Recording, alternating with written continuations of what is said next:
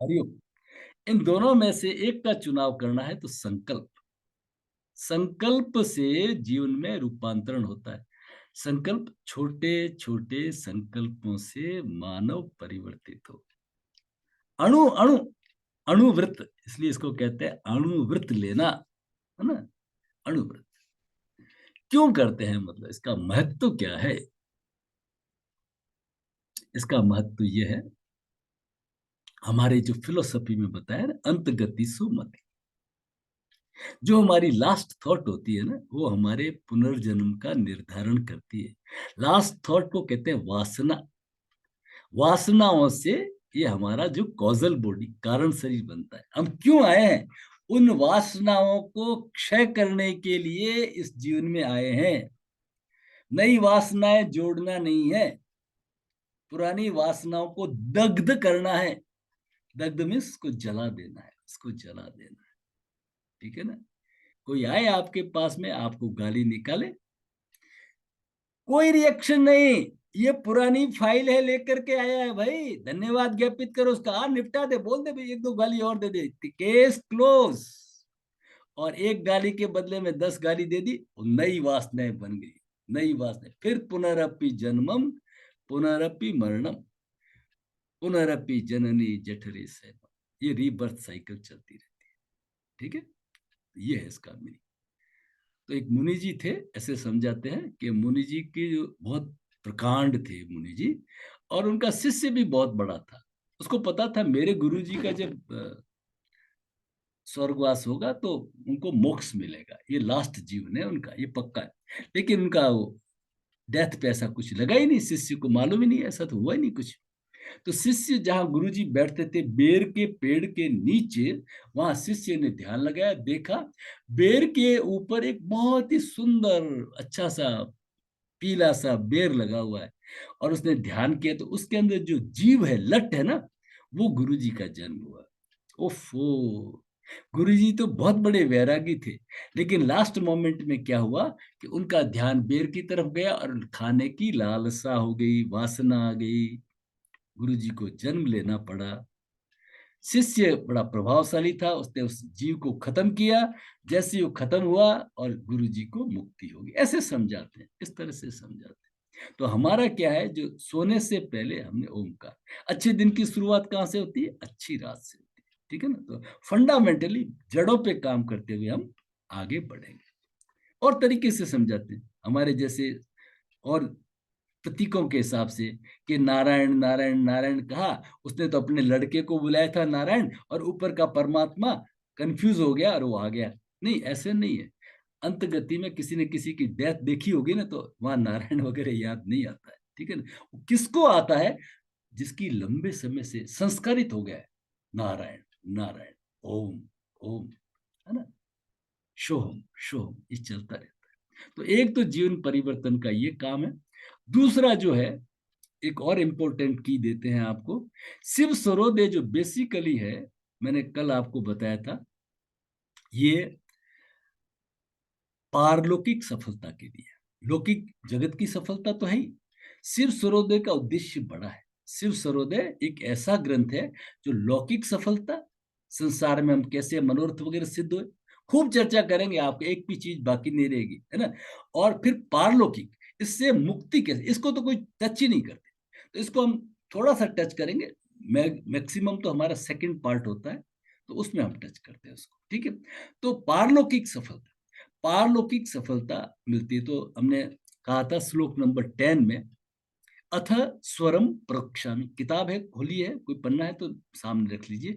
अथ स्वरम प्रवक्ष्यामि शरीरस्थ स्वरोदयम हंस चार, ये अंदर हंस है, हंस चार, ये ऊपर नीचे जो हंस हो रहा है ना, हंस, ये हंस क्या है? आत्मा है। हमारे यहाँ शास्त्रों में एक मिथ कहा गया, हंस एक पक्षी होता है बुगले की तरह, व्हाइट गोल सफेद रंग का, वो उसमें ऐसा विवेक होता है कि दूध में से जो पानी को नहीं लेता है, सिर्फ दूध दूध ले लेता है, पानी को छोड़ देता है। ये मिथ है, समझाने के लिए, वो हमारा आत्म तत्व है ना। हंस चार स्वरूपेण भविज्य ज्ञान त्रिकालजम, तीनों कालों का ज्ञान हो जाता है।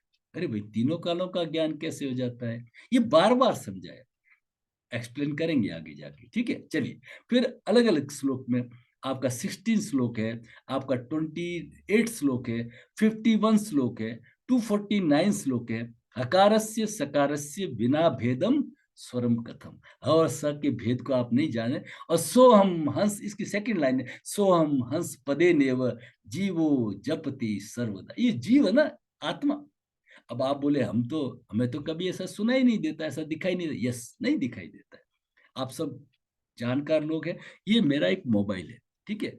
सबके पास में मोबाइल है ना। इसको जैसे ऑन किए, इसमें लाइनें आती है।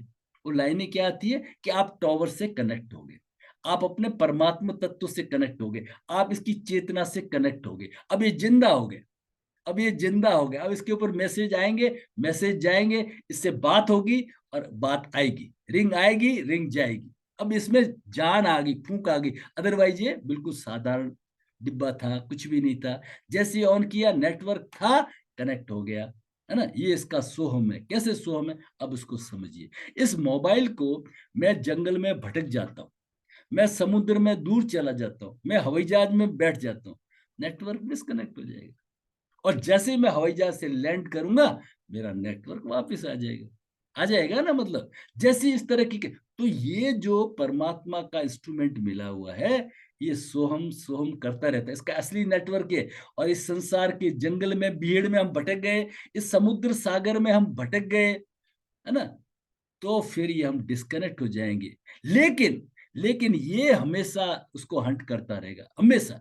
चाहे 10 साल बाद में भी उसको आप लाइए। जैसे ही आप बाहर लाएंगे, इसकी वैलिडिटी है, तो आते ही सीधा टॉवर से कनेक्ट हो जाएगा। तो जैसे ही हम ऐसे कुछ प्रोग्राम से जुड़ते हैं, सत्संग से जुड़ते हैं, स्वाध्याय से जुड़ते हैं, तो हमारी चेतना उस समय उससे जुड़ जाती है।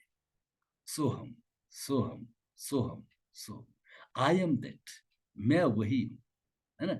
ये हमारे शास्त्र बार बार घोषणा करते हैं। इसको कहते हैं महावाक्य।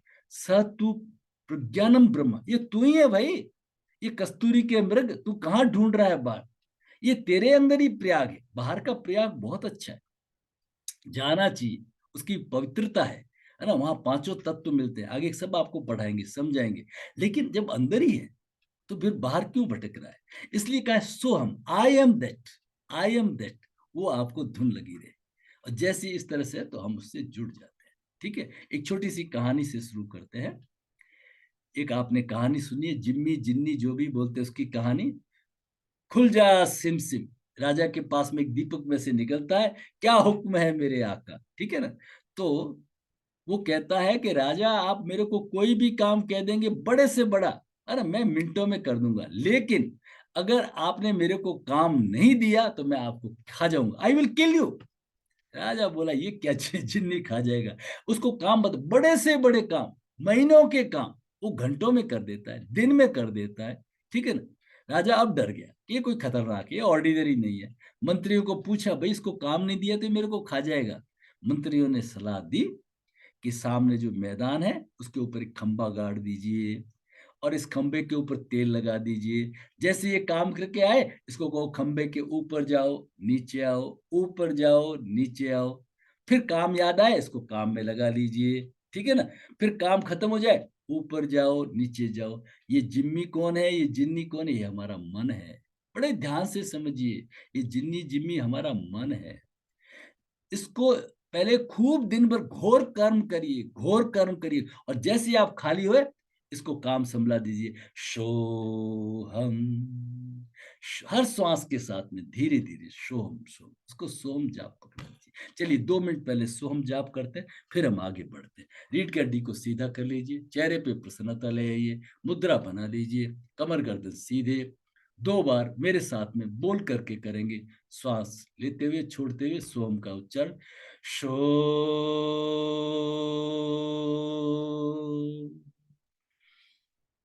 हम,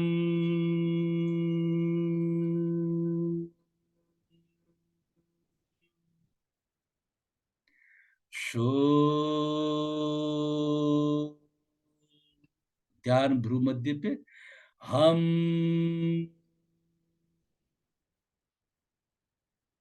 अब आपको क्या करना है, 2 बार आप सो का उच्चारण आप नहीं करेंगे। सो के समय में आप श्वास भरेंगे और हम का उच्चारण हम साथ में करेंगे। मैं दोनों समय बोलता रहूँगा, आप सो का उच्चारण नहीं करेंगे, सो के समय में श्वास को भर लेंगे। शो, अब आपने श्वास भर लिया, अब श्वास को होल्ड करिए। अब हम का उच्चारण मेरे साथ में करेंगे, भ्रू मध्य पे कंपनों को महसूस करेंगे। हम, बहुत आराम से सारे शरीर में कंपन। एक बार और, सो का उच्चारण नहीं करना है। शो, श्वास को भरा, रोका, हम।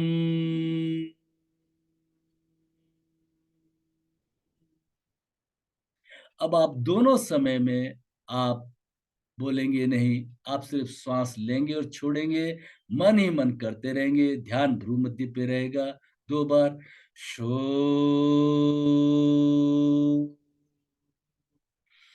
हम,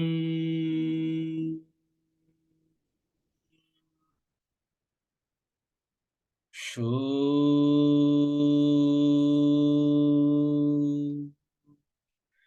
हम। आंखें बंद, सारा ध्यान मन ही मन शोहम, शोहम के उच्चारण, मन ही मन शोहम, शोहम, शोहम, शोहम, शोहम, शोहम, शोहम, शोहम। फिर हथेलियों को रगड़ के, मुंह में हवा भर के, चेहरे पे, आंखों, गर्दन, छाती पे